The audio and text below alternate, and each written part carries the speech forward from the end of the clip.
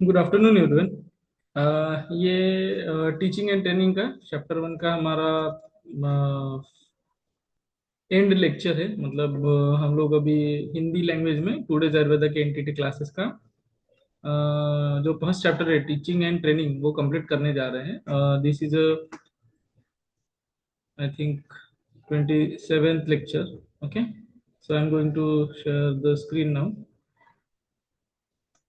Okay, so 28 मेरे ख्याल से लास्ट लेक्चर में मैं देखता हूँ अभी कितने हमारे हुए थे, और उसके अकॉर्डिंगली मैं यहाँ पे लेक्चर कंटिन्यू करता हूँ। मेरे ख्याल से 38 पेजेस तक हुए थे, उसके आगे के बाकी है। Let me cross check that part. तो 44 पेजेस के अपने। Good evening everyone, this is a today platform, और ये हमारा हिंदी मीडियम का एनटीटी ऑफ प्रोफेशनल स्ट्रक्चर कैसे होता है। 48 तक 38 तक हुए थे, है ना? तो वो हम लोग कवर यहाँ पे करने वाले हैं। मैं वापस से स्क्रीन शेयर कर देता हूँ आपको। ओके, दिस इज और नोट्स। ये मैंने आपको डाउनलोडिंग के लिए भी दिया है, और उसका प्रिंट निकाल के आप मेरे साथ पढ़ भी सकते हो। Because you both are the you all are the adult learners, तो आपके फ्लेक्सिबल टाइम के हिसाब से आप देख सकते हो। हम जो ये पॉइंट देख रहे थे, characteristic of the effective clinical bed set teaching, वो हम लोग देख रहे थे। ओके, सो कैरेक्टरिस्टिक क्या है? An effective clinical teaching session should be the learner centred. Learner centred मतलब आप जो केस में इंटरेस्ट स्टूडेंट को है उसको सेंटर में लेके उसको क्लिनिकल टीचिंग करे। Problem oriented, there should be the different different cases of different different problem, तो उस अकॉर्डिंगली आप उनको बेड साइड में पढ़ा सकते हो। इंटरेक्टिव, ऐसा नहीं है कि आप ही कुछ बताओगे, उसको भी कुछ पूछो एज अ स्टूडेंट, उसने कुछ आंसर्स देना चाहिए कि हाँ सर, अक्षयकूट शोथ जो है वो पांडु में पाया जाता है, तो ये पेशेंट में पांडु है। आप मुझे बता सकते हो क्या कि पांडु में और भी कुछ सिम्टम्स पाए जा रहे हैं अभी ये पेशेंट में, ऐसा। So that should be the interactive bedside teaching also. Then contextual, the characteristic of bedside teaching it वो contextual होना चाहिए, रिफ्लेक्टिव होना चाहिए, और फीडबैक पेशेंट ने भी देनी चाहिए, टीचर ने भी देनी चाहिए, और वो ठीक है। It bridges the theory and practice gap. जो क्लासरूम टीचिंग होता है वो गैप भरने का काम करता है। तो आपको एमसीक्यू कैसे पूछा जा सकता है, तो वो है what is the bridge between the theory and the practice gap. तो वो है आपका clinical bedside teaching. Okay, next. Traditional bedside teaching में क्या होता था? Teaching conducted in the presence of a patient focused on history taking. आप उसका हिस्ट्री टेकिंग लेके थे, शॉर्ट केस, लॉन्ग केस, ऐसा। फिर फिजिकल एग्जामिनेशन, उसमें दशविध परीक्षा, अष्टविध परीक्षा, ऐसा करते थे। फिर डायग्नोसिस करते थे पेशेंट का। उसके बाद उसका मैनेजमेंट जो रहता था, एसओपी रहता था एक, कि अभी पांडु का पेशेंट है तो उसको मंटर में दिया जाए या तापेदिलो दिया जाए, ऐसा। नेक्स्ट, प्रोफेशनल कंडक्ट, ये चीज होना चाहिए। स्ट्रक्चर रहता, स्ट्रक्चर में पहले पेशेंट का इंट्रोडक्शन करवाया जाता था, फिर history, elicitation, physical examination, case discussion, clinical reasoning and feedback. तो ये आपको यहाँ पे एमसीक्यू पूछा जा सकता है सीक्वेंसिंग का। What is the first step? Patient introduction. Second step history, elicitation, and third is a physical examination of the patient. Then we will do the case discussion. Then clinical reasoning होता था। जो भी जे R S R लोग थे रहते हैं, वो एक दूसरे के साथ डिस्कस करते हैं, और उसके बाद फीडबैक मिलता है कि नहीं, ये केस में आपने जो ट्रीटमेंट दी है सही दी है, गलत दी है, ऐसा फिर आपके टीचर आपको बताते हैं। Next, educational values. Develop the observational skills. Observational skill जो है वो आपके इसमें अच्छे से डेवलप हो जाते हैं। एज ए जेआर वो देखते हैं, एज ए एसआर आप खुद ऑब्जर्व करने के बाद वो ऑपरेटिव या जो भी पेशेंट है आईसीयू के, वो इंट्यूबेशन के प्रोसेस आप करते हो। इम्प्रूव्स कम्युनिकेशन, कम्युनिकेशन किन किन के बीच में, जैसे patient to doctor, patient to head of the department, head of the department to the assistant professor, then आपके नर्सिंग स्टाफ के साथ। तो ये कम्युनिकेशन इंप्रूव होते हैं अगर बेड साइड क्लिनिकल टीचिंग करते हैं तो। नेक्स्ट चीज है enhances professional attitude, professional attitude आपका अच्छा इसमें डेवलप होता है। नेक्स्ट लिमिटेशंस में हम लोग देखते हैं कि लिमिटेशंस में हम लोग देखते हैं कि एक टाइम कंस्टेंट होता है कि आप पूरा का पूरा ऑपरेटिव अगर पढ़ाने लग गए और वो ऑपरेटिव बड़ा है, जैसे कार्सिनोमा के कुछ कुछ ऑपरेटिव रहते हैं कैंसर के, वो बहुत बड़े रहते हैं, 4 घंटा 6 घंटा 10 घंटा। तो टाइम कंस्टेंट एक लिमिटेशन आ जाता है। पेशेंट डिस्कम्फर्ट भी होते थे कभी, पाइल्स के पेशेंट वगैरह आप देखते हो बहुत बार, बहुत सारे स्टूडेंट देखते हो तो पेशेंट डिस्कम्फर्ट फील करते हैं। वेरिएबल लर्निंग अपॉर्चुनिटीज जो होती है वो मिस होती है, क्योंकि आप एक ही केस पे फोकस करते हो। और इसमें टीचर का भी डोमिनेंस रहता है, क्योंकि वो वही तो सारा समझाता है स्टूडेंट्स को, है ना। नेक्स्ट है मॉडर्न टूल्स। मॉडर्न मेथड में क्या हम लोग देखते हैं, तो पहली मेथड है 1 मिनट प्रिसेप्टर्स। 1 मिनट प्रिसेप्टर मॉडल, इसको ओएमपी बोला जाता है, ये बहुत बार एमसीक्यू में पूछा जाता है। तो पहला है structured micro teaching strategy for busy clinical settings. 5 micro skills are there. First one is give commitment. एक कमिटमेंट आपको दी जाती है। नेक्स्ट है prove to supporting evidences, supporting evidence आपको ढूंढना होता है। नेक्स्ट टीच जनरल रूल्स, तो 1 मिनट के अंदर ही सारा आपको रूल्स वूल समझा के उनसे प्रेजेंटेशन करना होता है, केस प्रेजेंटेशन वगैरह वगैरह। Okay. Next is reinforce what was done right. आप 1 मिनट के अंदर जो केस प्रेजेंटेशन आपका स्टूडेंट बताता है, तो आप एज ए टीचर आपको क्या करना होता है कि आपको उसको कहाँ गलत हुआ है वो भी बताना होता है, और उसके मिस्टेक्स भी करेक्ट करनी होती है। टाइम एफिशिएंट मेथड है, 1 मिनट में सारा केस समझा के उसमें क्या ट्रीटमेंट दिया गया है, क्यों दिया गया है, वो सब बताना होता है। Promotes clinical reasoning, clinical reasoning बहुत ज्यादा इंपॉर्टेंट होता है। अगर उसको पैंडी दिया तो क्यों दिया, अगर उस पेशेंट को कामदूदा दिया तो क्यों दिया, उसके पीछे क्या रीजनिंग है, कौन से काल में दिया, व्यान काल में दिया, उदन काल में दिया, समान में दिया, अपान में दिया,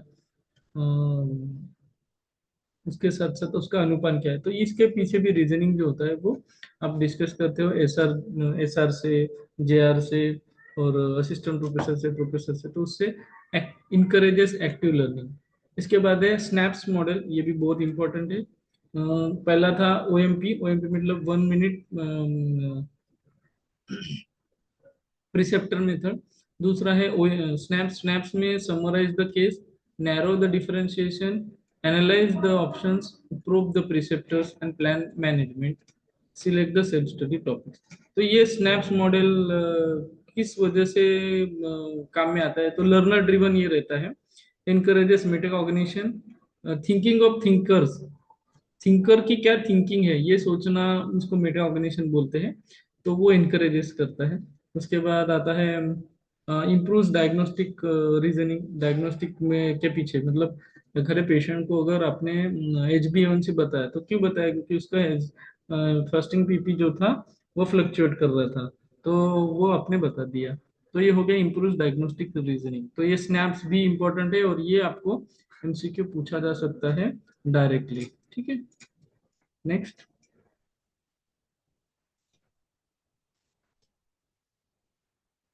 clinical based, case based clinical teaching. पहला है मीनिंग इसका, teaching organise around the real patients cases.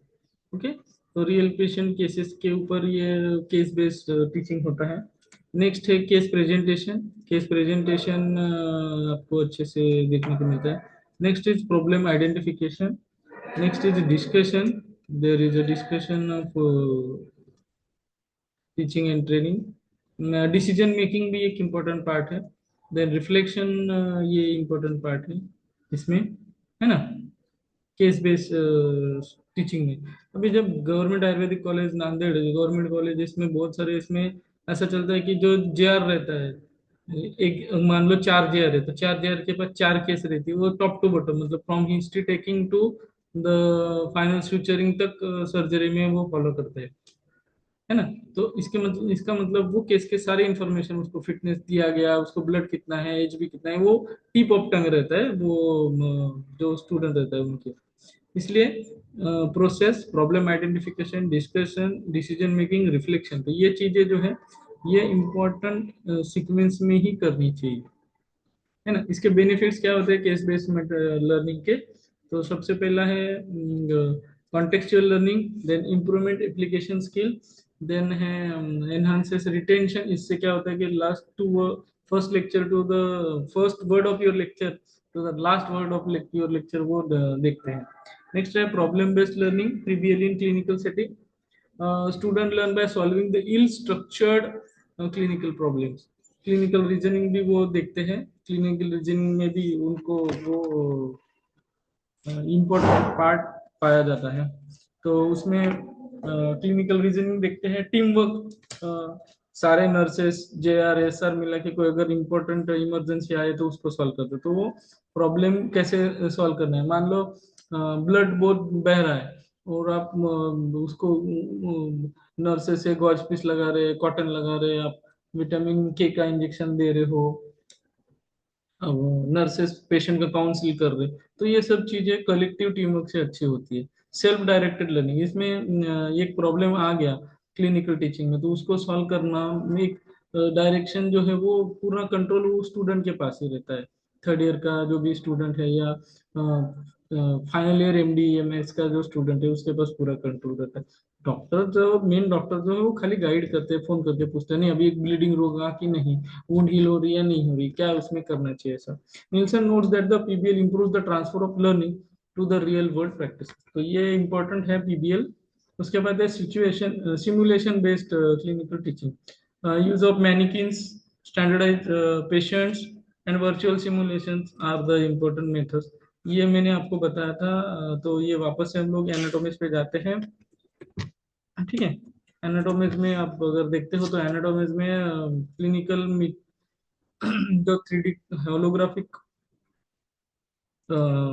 Tissues रहते हैं उनके अंदर के कैसे दिखते हैं, क्या, वो सब एनाटोमिक्स में आपको देखने को मिलता है। Just loading, wait for 1 2 3 4 5 6 seconds, okay. Hello,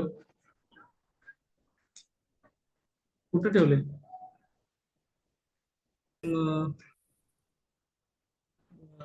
was there. So we will continue. Anatomies जो है वो एक सॉफ्टवेयर है और उन्होंने डेवलप किया है कि जो डिसेक्शन करते हैं उसमें कैडेवर जो होते हैं, कैडेवर को पूरा होलोग्राफिक 3D तरीके से उन्होंने बनाया है, जैसे ये आपको दिख रहे हैं डिसेक्शन टेबल जिसको बोला जाता है। तो it's one type of technology, ये आप देख सकते हो उसका मॉडल। इसमें जैसे जैसे सिमुलेशन के जरिए कैडेवर कैसा होता है, उसमें नर्व्स एंडिंग्स क्या, वो सब चीजें रियल लाइफ में बताई जाती है। अब जैसे एलोवेरा हो गया, परकिंजे फाइबर हो गए, तो ये सब चीजें यहाँ पे आपको देखने को मिलेंगी। तो ये हो गया आपका सिमुलेशन।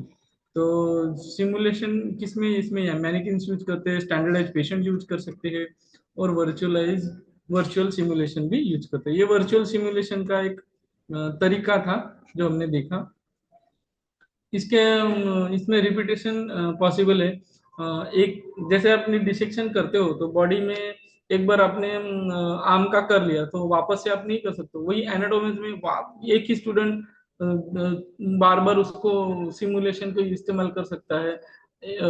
एक होने के बाद दूसरा, तीसरा, चौथा, या आप rotation wise, roll number wise उनको रिपीटेशन वाइज कर सकते हो फॉर द डिसेक्शन पर्पज। फिर उनको वो नोज का पाथवे वो सब अच्छे से देखने को मिल जाएगा। स्टैंडर्डाइज एक्सपोजर इनमें रहता है। लिमिटेशंस क्या है, very costly software is there, limited emotional realism. अभी जब आप सॉफ्टवेयर में देखते हो तो एक इमोशनल टच नहीं रहता है। दर्द आपको कब महसूस होगा, जब आप उसके आंखों में आंसू देखोगे। तो वर्चुअल दुनिया में ऐसा कुछ नहीं रहता पेशेंट्स का। ठीक है। Role of a clinical teacher, it's a clinical teacher acts as a role model. आप आपके पास ज्ञान है तो आप एज आदर्श शिक्षक हो तो बताते हो। नेक्स्ट है फैसिलिटेटर। नेक्स्ट है कोच, आप रहते हो एज एक्सेसर, आप देखते हो बच्चे बराबर कर रहे हैं नहीं कर रहे तो आप एक्सेस करते हो। Mentor, professional behaviour is behaviour demonstrated by teacher is implicitly learn by the students, तो वो उनका बिहेवियर भी आप देखते हो। Feedback in clinical teaching, characteristic of effective feedback, timely आपको फीडबैक देना होता है। स्पेसिफिक क्लिनिकल टीचिंग में होना है, देना है, मतलब आप पूरा फीडबैक दोगे क्या, सर्जरी कैसे हुई, आप वो बताओगे कि अभी आपको यहाँ पे कॉटराइजेशन आपने गलत किया है।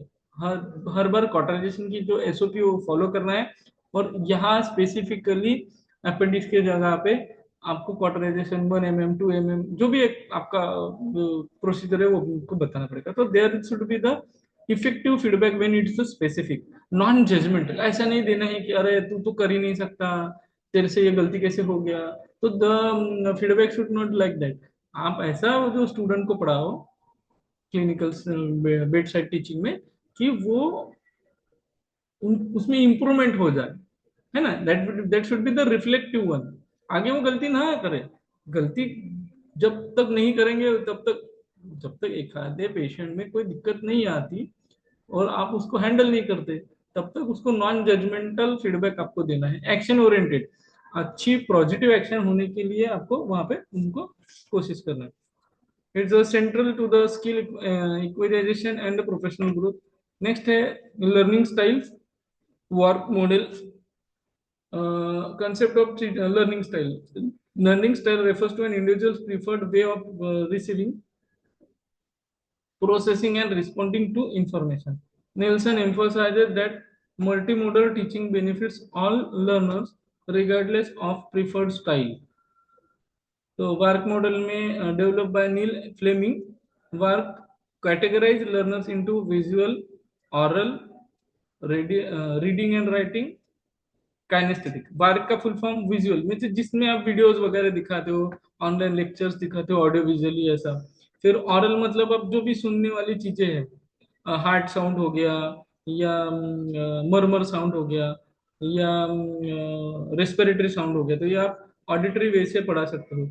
रीडिंग एंड राइटिंग ये बताने की चीज। काइनेस्थेटिक में एक्सपेरिमेंट करना, मतलब एचबी का 40 हीमोग्लोबिन से प्रैक्टिकल कर रहे बच्चे, तो वो हो गए, वो खुद महसूस करते, हाथ लगा के देखते, तो वो हो गया काइनेस्थेटिक। लर्नर्स में भी यूनिमोडल मतलब इसमें से एक ही यूज करते हैं। मल्टीमोडल मतलब विजुअल भी कर रहे हैं, ऑडिटरी भी कर रहे हैं, ऐसा। ठीक है।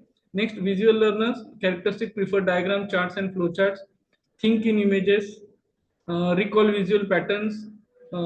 टीचर की स्ट्रेटेजी क्या होने, कंसेप्ट मैप वो दे सकते हैं, क्लिनिकल एल्गोरिदम बना के दे सकते हैं, डायग्नोस्टिक चार्ट बना के दे सकते हैं। जैसे बाल रोग में जो पेडियाट्रिक डोजेस है उसका एक चार्ट बना के आप उनको दे सकते हो। Visual aids at bed side, visual aids भी आप स्टूडेंट को बेड साइड में दे सकते हो।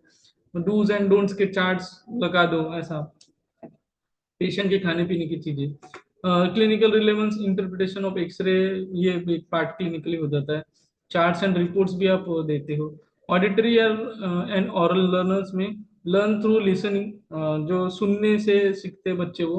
Benefit from the discussion, discussion आप कोई चीज कर रहे हो या कोई कॉन्फ्रेंस है, तो कॉन्फ्रेंस में आप ना बातें सुनते हो, वहां पे उनके जो एक्सपीरियंसेस रहते हैं वो एक दूसरे के शेयर करते हैं, तो वो जो मेमोरी अपनी ऑरल मेमोरी है वो अच्छे से डेवलप हो जाती है आपकी। ठीक है। नेक्स्ट है स्ट्रॉन्ग वर्बल मेमोरी, आपकी होना इसमें एक इम्पोर्टेंट कैरेक्टर है। ये आपको which of the following are the characteristic of aural या ऑडिटरी या विजुअल मेमोरी, ये लर्नर में एमसीक्यू पूछते हैं इसमें। टीचिंग स्ट्रेटेजी क्या है, case discussions, oral questioning are there. Next verbal verbal feedback मिलता है, मतलब आप ओरली उसको कुछ फीडबैक देते हो। थिंक अलाउड डेमोन्स्ट्रेशन, ये भी एक इसमें पार्ट होता है। नेक्स्ट है हिस्ट्री टेकिंग, एक जो पार्ट है वो एक इसका एक इम्पोर्टेंट पार्ट है। वो आप प्रश्न पूछते हो, प्रश्न परीक्षा बताइए है ना, तो प्रश्न पूछते हो मतलब ओरल। पेशेंट काउंसलिंग भी आप जो करते हो, वार्ड राउंड डालते हो, तो वार्ड राउंड किसके अंदर आता है, वार्ड के, ऐसे एक वार्क मॉडल में, वो भी एक आपको क्वेश्चन पूछा जा सकता है। नेक्स्ट,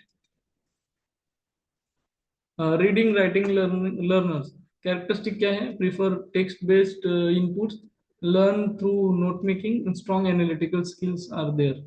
नेक्स्ट है टीचिंग स्ट्रेटेजीज क्या है? केस राइटअप्स, आप जो भी नोट्स निकालते हो क्वेश्चन को दिख दिख के, वो क्लिनिकल के जो प्रोटोकॉल रहते हैं, नोट्स टेकिंग रहता है, जो केस फॉर्मेट में डिस्चार्ज समरी रहता है वगैरह वगैरह ऐसा। नेक्स्ट है handouts, different different handouts are there. Next है clinical relevance, documentation, prescription writing भी आप देखते हो, जो प्रिस्क्रिप्शन रहता है,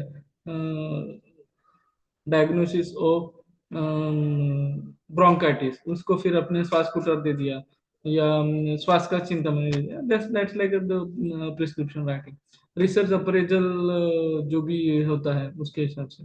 काइनेस्थेटिक्स characters learn by doing, prefer hands on experiences, strong procedural memory इसमें डेवलप होती है। स्ट्रॉन्ग, जैसे आप हीमोग्लोबिन का प्रैक्टिकल अपने फर्स्ट ईयर में किया होगा, तो फर्स्ट स्टेप में ये करना है, सेकंड स्टेप में ये, थर्ड फोर्थ फिफ्थ, फिर मैं आपको स्टेप भी बताता हूँ। सबसे पहले आप ब्लड लेते हो 0.5 के मार्क तक, और उसके पहले आप 2 के मार्किंग तक हीमोग्लोबिन ट्यूब में एनबाइटन एचएल लेते हो, फिर दोनों को मिक्स करते हो, स्टर से स्टर करते हो, फिर उसमें बबल बबल आया तो उनको हटाते हो, फिर उसमें एनबाइटन एचसीएल डालते जाते हो, डाइल्यूट करते हो, फिर कंपैरेटिव ट्यूब में उसका कलर मैच करते हो, और फिर जब मैच होता है तो सर को दिखाते हो। तो ये हो गया एक प्रोसीजर, तो एक प्रोसीजरल मेमोरी आपका स्ट्रांग बन जाता है अगर आप वो खुद बार बार दोहराते हो, वो प्रैक्टिस करते हो तो, है ना। नेक्स्ट है टीचिंग स्ट्रेटेजी, तो बेड साइड एग्जामिनेशन में ये बहुत बार इस्तेमाल होता है। प्रोसीजर्स बहुत सारे, सुचरिंग की प्रोसीजर हो गया, या ये सब हो गया, सुचरिंग हो गया, वुंड का क्लीनिंग हो गया, डेब्रीज निकालना हो गया, तो ये सब चीजें, फुलिस कैथेटर जैसे लगाना हो गया, तो ये सारी चीजें जो आपके हाथ से ट्रेनिंग में चली जाती है, वो चीजें आपको देखने को मिलती है। सिमुलेशंस भी इसमें इस्तेमाल कर सकते हैं, रोल प्लेज भी इसके अंदर ही आते हैं। वो रोल प्लेज मतलब एक स्पेसिफिक रोल परफॉर्म करना, एज अ पेशेंट का, एक स्पेसिफिक डिसीज का आप उसको ट्रीटमेंट कैसे करेंगे, इसका रोल परफॉर्म करना, ऐसा। क्लिनिकल रिलेवेंस है, फिजिकल एग्जामिनेशन आप करते हो, प्रोसीजर्स करते हो, इमरजेंसी केयर में भी ये मेथड, काइनेस्थेटिक मेथड काम में आती है।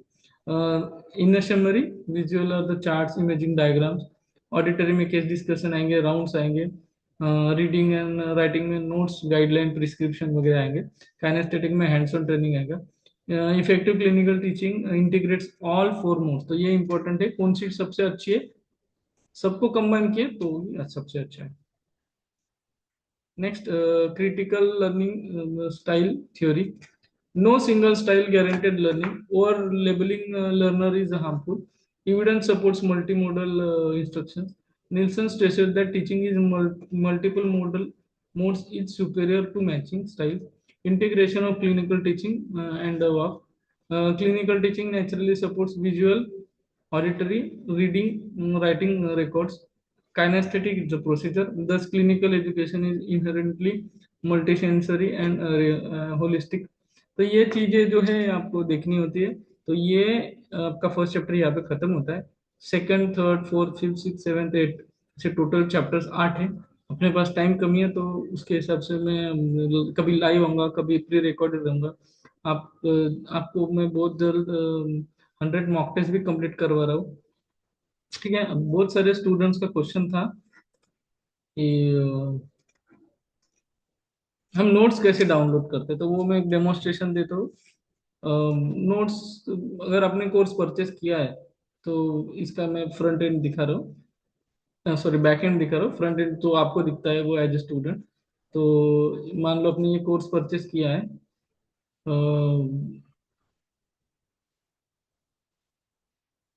मराठी रिपीटर बैच में एग्जाम्पल बता रहा हूँ।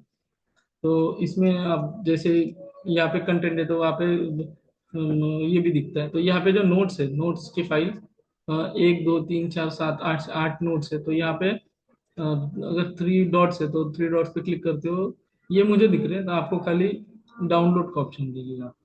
ये अगर डाउनलोड करते हो तो वो डाउनलोड आपके मोबाइल में हो जाएगा और आप उसका फिर प्रिंट आउट निकाल सकते हो। तो एक छोटा सा डेमोन्स्ट्रेशन था, तो वो मैंने दे दिया। ओके, मिलते हैं बहुत ही जल्द नेक्स्ट लेक्चर में। तब तक के लिए signing off your host doctor Hiteshwar Lonare. Thank you.